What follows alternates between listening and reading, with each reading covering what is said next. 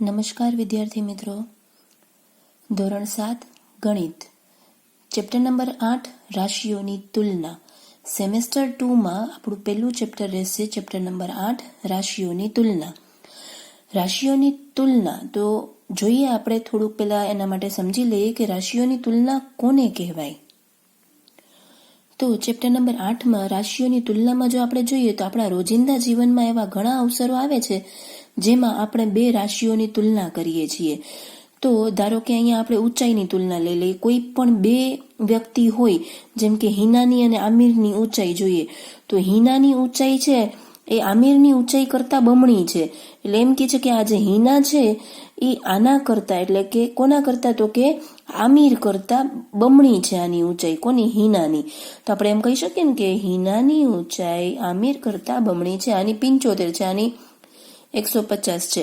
આપણે એને જ બીજી રીતે કહી શકીએ કે આમિરની ઊંચાઈ હિનાની ઊંચાઈ કરતાં અડધી છે. એમ પણ કહી શકાય કે જે આમિરની ઊંચાઈ છે એ હિનાની ઊંચાઈ કરતાં અડધી છે.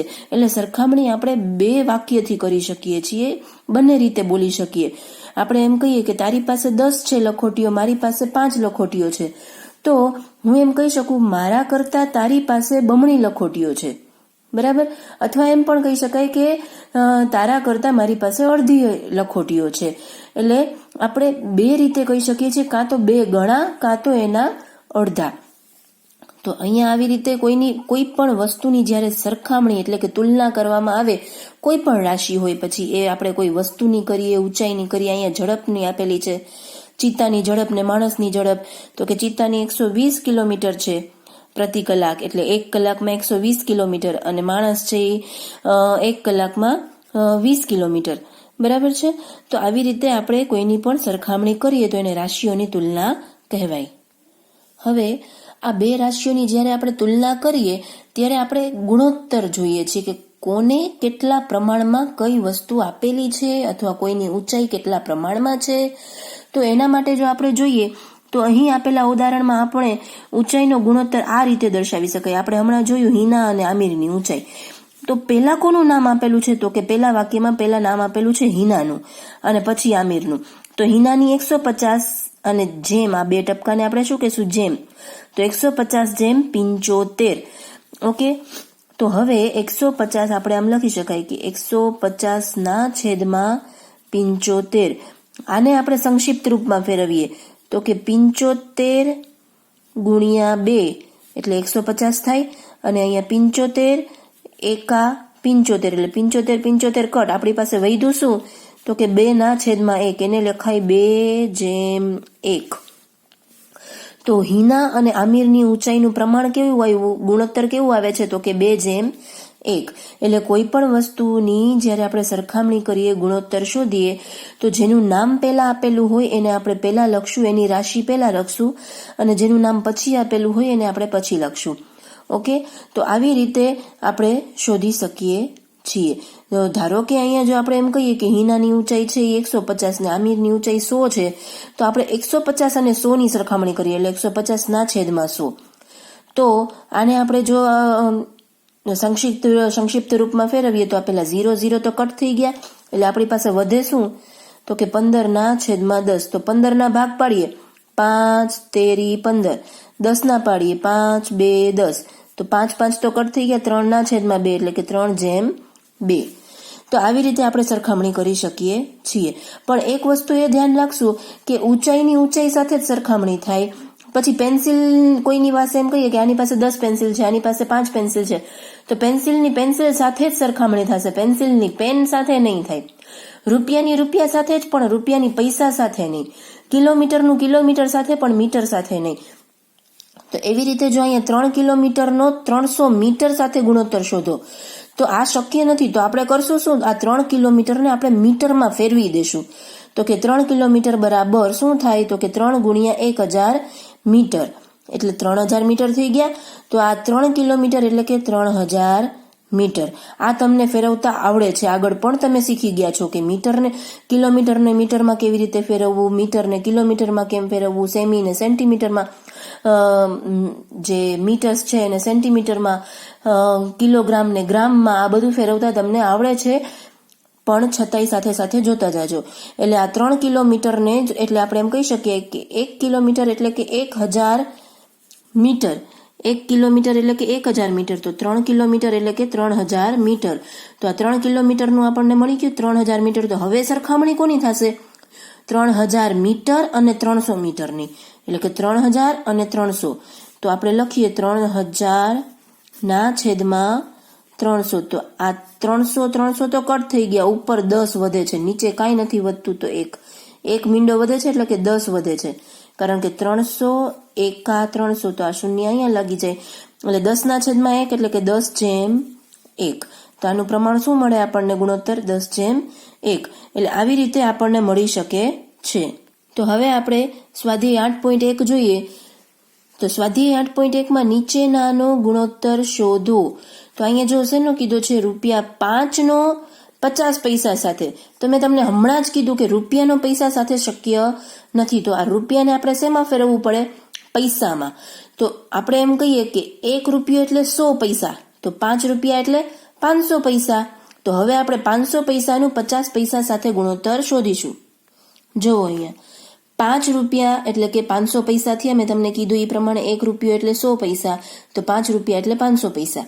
એટલે 500 પૈસા અને 50 પૈસા સાથેનો ગુણોત્તર હવે આપણે શોધીશું. 500 પૈસાનો 50 પૈસા સાથેનો ગુણોત્તર બરાબર 500 ના છેદમાં 50. પેલા કોણ છે? 500, પછી 50, એટલે 500 ના છેદમાં 50. તો તમે જોઈ શકો 50 એકા 50 ને આ શૂન્ય અહીંયા લાગી જાય એટલે 10 ના છેદમાં 1 એટલે 10/1. એવી રીતે 15 કિગ્રાનો 210 ગ્રામ સાથે. તો અહીંયા પણ આ કિલોગ્રામને આપણે શેમાં ફેરવશું? તો કે ગ્રામમાં. તો એના માટે આપણે એમ કહી શકીએ કે 1 કિલોગ્રામ એટલે કે 1000 ગ્રામ. તો 15 કિલોગ્રામ એટલે કેટલા? તો 15 ગુણ્યા 1000. તો આપણને શું મળે? 15000 ગ્રામ. તો આ 15 કિગ્રાની જગ્યાએ શું આવી ગયા? 15000 ગ્રામ. તો હવે 15000 ગ્રામ અને 210 ગ્રામ સાથેનો ગુણોત્તર. 15000 ગ્રામ અને 210 ગ્રામ સાથેનો ગુણોત્તર બરાબર પેલા કોણ? 15000. તો 15000 ઉપર અને 210 ગ્રામ નીચે. તો હવે આને આપણે પેલા તો 0 કટ થઈ ગયું. 1500 ના આપણે ભાગ પાડી શકાય. કઈ રીતે? તો કે 15 ના ભાગ પાડીએ 3, 5, 15 અને 2 0 છે તો ગુણ્યા 100 કરી નાખીએ. તો 1500 ને આપણે કરીએ કટ. એની જગ્યાએ આપણે લખશું 3 ગુણ્યા 5 ગુણ્યા 100. એટલે 3, 5, 15 ગુણ્યા 100 એટલે 1500 થઈ ગયા. 21 ના ભાગ પાડી દઈએ. 0 તો કટ થઈ ગયો છે. 3, 7, 21. 21 ને કટ કરી આપણે લખ્યા 3, 7, 21 એટલે 3 કટ. તો આપણને મળશે શું? તો કે ઉપર 5 ગુણ્યા 100 એટલે કે 500 અને છેદમાં 7. તો 500/7. ખબર પડી ગઈ? એટલે એવી રીતે હવે આ સી અને ડી પણ તમે જાતે ટ્રાય કરશો. પ્રશ્ન નંબર 2. એક કોમ્પ્યુટર લેબમાં 6 વિદ્યાર્થી દીઠ 3 કોમ્પ્યુટર છે. જો 6 વિદ્યાર્થી છે અને 3 કોમ્પ્યુટર છે તો 24 વિદ્યાર્થીઓ માટે કેટલા કોમ્પ્યુટર જોઈશે? તો આપણે અહીંયા કંઈ જ નહીં, સીધી ત્રિરાશિ મૂકશું. તો કે વિદ્યાર્થીઓની સંખ્યા અને સામે કોમ્પ્યુટરની સંખ્યા. જો વિદ્યાર્થીઓની સંખ્યા 6 છે તો કોમ્પ્યુટર 3 છે. જો વિદ્યાર્થીઓની સંખ્યા 24 થઈ જાય તો કોમ્પ્યુટર કેટલા? સામે ગુણાકાર.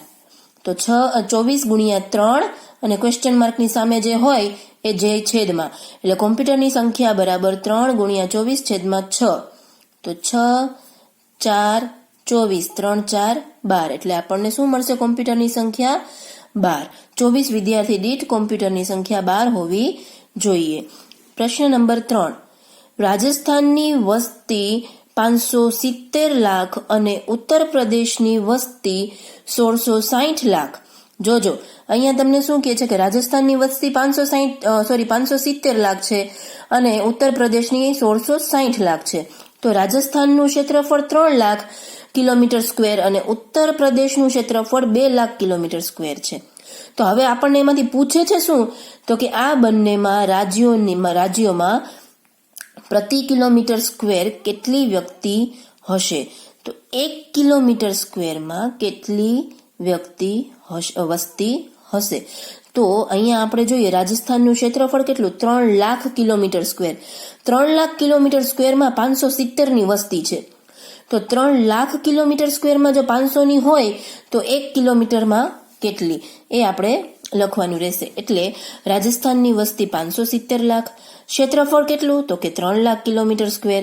તો પ્રતિ કિલોમીટર રાજસ્થાનની વસ્તી બરાબર 570 માં 3, કારણ કે આપણે ત્રિરાશિ શું મૂકી તો કે 3 લાખે 570, તો એક એટલા, એટલે 1 ગુણ્યા 570 છેદમાં 3 જાય ને, તો સીધું લખતા આવડવું જોઈએ. એટલે 570 ના છેદમાં 3, તો જવાબ શું મળે 190. એટલે 1 કિલોમીટર પ્રતિ કિલોમીટર સ્ક્વેરે 190 વ્યક્તિઓ હશે. એવી જ રીતે ઉત્તર પ્રદેશની વસ્તી શોધી લઈએ તો કે કુલ છે 1660 લાખ અને ક્ષેત્રફળ કેટલું છે એનું તો કે 2 લાખ કિલોમીટર સ્ક્વેર. તો પ્રતિ કિલોમીટર સ્ક્વેરે એટલે કે 1660 ભાગ્યા 2 કરીએ તો 830 વ્યક્તિઓ. એટલે ઉત્તર પ્રદેશની પ્રતિ કિલોમીટર 830 વ્યક્તિઓ રહે છે. તો આ પહેલા પ્રશ્નનો જવાબ. બીજા પ્રશ્નનો, કયા રાજ્યમાં વસ્તી ઓછી છે? તમે જોઈ શકો છો કયા રાજ્યમાં ઓછી છે, તો એ તો આના ઉપરથી જ ખબર પડી જાય. અહીંયા 570 છે ને અહીંયા 1660 છે, તો રાજસ્થાનમાં ઓછી છે. ઓકે, તો આપણે શું કહી શકીએ કે ભાઈ રાજસ્થાનની વસ્તી 570 છે અને ઉત્તર પ્રદેશની વસ્તી છે એ 1660 છે, તો રાજસ્થાનની વસ્તી ઓછી છે. તો અહીંયા આપણું 8.1 પૂરું થાય છે. અહીં સુધી તમારે વ્યવસ્થિત સમજી અને તમારી પાકી નોટમાં ઉપર હેડિંગ આપજો સેમેસ્ટર 2, એટલે ત્યાં સુધી તમે લખી લેશો.